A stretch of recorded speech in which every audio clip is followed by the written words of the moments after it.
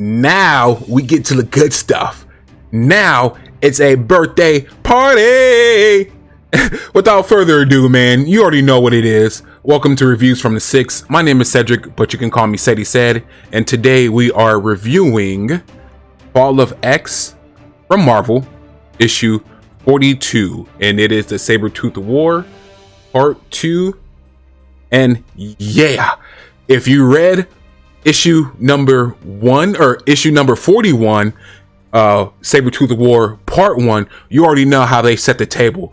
Boom, Sabertooth got a whole bunch of people together, whole bunch of other Sabertooths from other universes and timelines, along with a robotic army behind him, and he's going to set out to make this the worst and most violent birthday for Logan ever.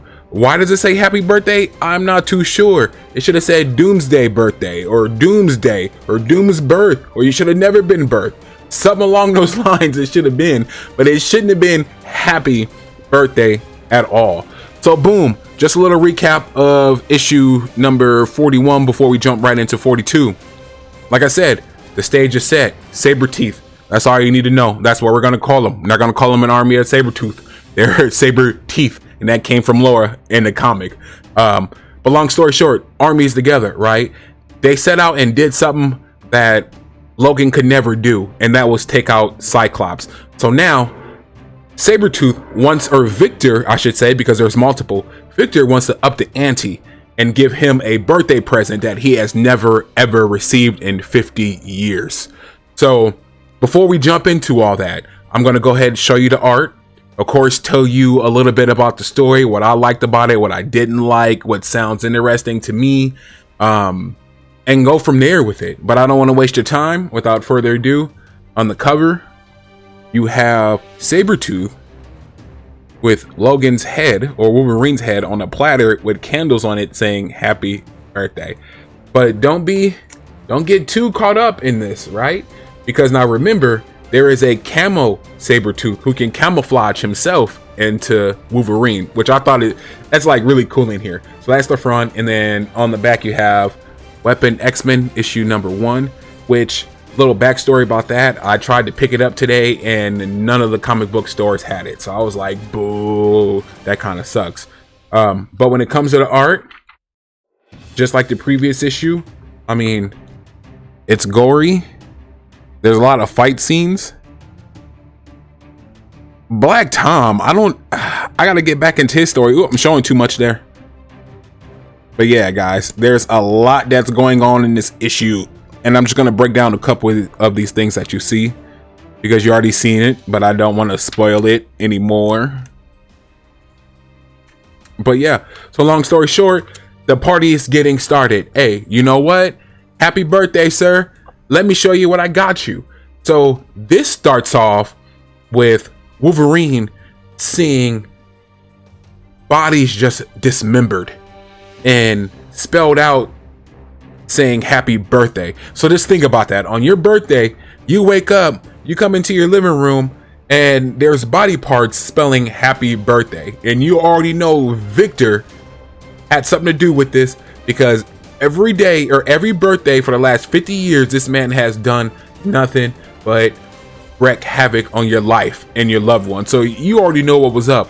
So right from there, Logan goes into a rage, huge rage. He starts beating up the army, trying to get to Victor himself. But of course, none of that could really happen, right? It wasn't going to happen like that. He was outnumbered, overpowered. So some of the things that I like too that they had during that encounter was Sabertooth was telling him, hey, you know your buddy Omega Red?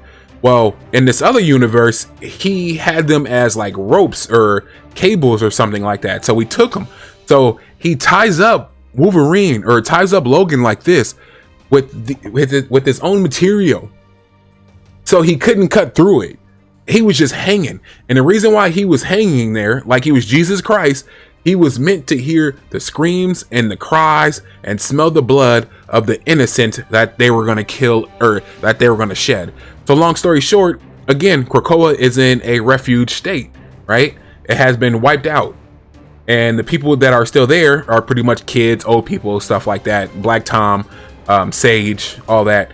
So, you know, they're still around, but it's still refuge. So a lot of them are underground, hiding, don't want to be seen, don't want to be heard. However, Sabertooth finds out where everyone is and says, you know what, we're about to take out everybody. There's nothing you can do. You're going to sit there, hung up, strung up, and just listen to the screams and the cries of everyone. And they do that. Man, when I tell you that this is like very violent, as they say, most violent in 50 years, they are not lying. But it's a good violence. It's not like a mindless violence. It's like a where you're just like, oh my God, that is what's going on. So now keep in mind that you do have an army of saber teeth, and then you kind of like have the generals, or like the main henchmen, which is the pretty boy Sabertooth, the savage Sabertooth, Captain America Sabertooth, Camo Sabertooth, and then Victor himself. And with that being said, they're putting in work. And of course you got Lower still around. You know, you have Aurora you gotta deal with. Black Tom you still have to deal with. North Star you still have to deal with, plus these other mutants. But they don't care. They're just going on a rampage. So here they are in this facility, just going ham. This is big fight, and you already know how violent Sabertooth is. So just imagine armies of them. Like, my God, if they ever were to make this into like an animated film or a TV show or a movie or anything like that, live action, it would kind of remind me of John Wick, how John Wick just sprays everything up. They do that with claws though. So imagine John Wick with claws. That's how this was when they entered the facility. And man, it was just heartbreaking. And you can just hear the sincerity in Logan while he's tied up. Like, look, I know I did a lot of wrong. I know I caused them a lot of hurt and a lot of drama. But these people don't deserve that. Now, without spoiling the entire story for you, one of the cool things that I thought was while he's strung up with the adamantium, I'm like, how's he gonna get down from there? Right? Because he can't just cut through his own bone. That's not gonna work. So then he gets this bright idea. My joints. It's just flesh in between them. So he literally just dismembers himself, like from his joints. And he just crawls, and he finally gets to where he needs to go, or if he finally gets to the facility, and he's like, hey guys, I'm here, right? And I think one of the cool things that happens in here is where, of course, Black Tom is kind of like the mind of Krakoa, right? He's connected to it. So he starts fighting the Saberteeth as if it's a virus, because that's what he was told. Hey, I need you to fight these guys like they're a virus. And man, so he starts going to work. The mutants get together. Aurora shows up and starts putting in work. And they kind of cleared it. So with that being said, Victor is kind of like, you know what? Leave everybody. Let's go. But there's a big cliffhanger in that right there, man. Like, once you pick up issue number 43, you see what I'm talking about. But yeah, when it comes to the writing of this, I thought it was just absolutely genius, man. Like I said, it just brought you to a point to where Sabertooth, but Logan had to sit back and just reflect, like, man, this really just happened to me? Everybody? I can't love anyone. I can't be around anyone. It's nothing but death.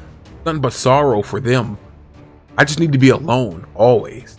And that is what made this issue pretty good, because even though he felt that way, that's what makes him heroic, right? It's his sadness, his loneliness. It empowers him, where he doesn't want anybody else to feel that way.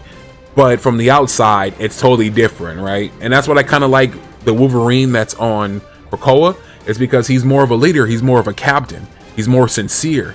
He's more connected with his softer side, I should say. And that brought that all to light here, how he is a leader at the end of the day. Yeah, he is controlled by rage and hatred for Sabertooth and the things that happen to him and around him. But at the same time too, man, he's a leader now. He's a father. That part was good. But yeah, without further ado, down in the comments down below, let me know what you thought about The Fall of X issue number 42, Sabertooth War Part 2. Are you looking forward to issue number 43, part 3? Why haven't you picked this up yet? What is your favorite Wolverine story? What is your favorite Wolverine versus Sabertooth fight? What about the camaraderie that they had? Which may be in the next issue. We'll talk about that. Also, make sure you hit that subscribe button because your vibe attracts your tribe, and that's what brought you here today.